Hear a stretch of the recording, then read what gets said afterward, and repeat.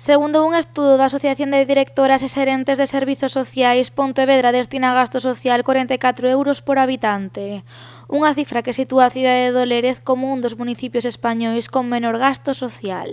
Si la excelencia para este organismo se sitúa en un gasto municipal de 100 euros por habitante, en inversión, lógicamente, en gastos sociales, el concello de Pontevedra no alcanza ni la mitad.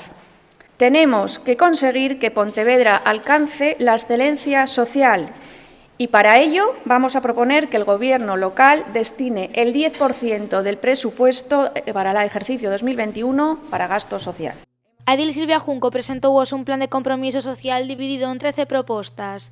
Ademais de reforzar o persoal da área de servizos sociais e incrementar a partida orzamentaria con entidades sociais, os populares pediron tamén aumentar o convenio coa FAMPA e crear unha rede de voluntariado. Queremos crear una red de voluntariado, realizando labores de concienciación a la población pontevedresa en general mediante campañas de sensibilización e información y utilizando los medios de comunicación, visibilizando la labor del voluntariado. Hay que impulsar medidas para favorecer las actividades de acción voluntaria, disponiendo de actuaciones necesarias para su fomento y apoyo. No plan de compromiso social destaca tamén a proposta de duplicar a partida orzamentaria de axuda de emerxencia social ata os 180.000 euros. Ademais, os populares pedirán tamén no pleno a creación dun plan de contingencia para financiar gastos derivados da COVID, así como aumentar as partidas de servizo de axuda no fogar e teleasistencia domiciliaria. Silvia Junco fixo tamén fincapé na importancia de crear unha liña de axudas para reducir a factura enerxética. Con el invierno ya a la esquina llega una de las preocupaciones de muchos pontevedreses. No tienen dinero para pagar los recibos de la luz y del gas.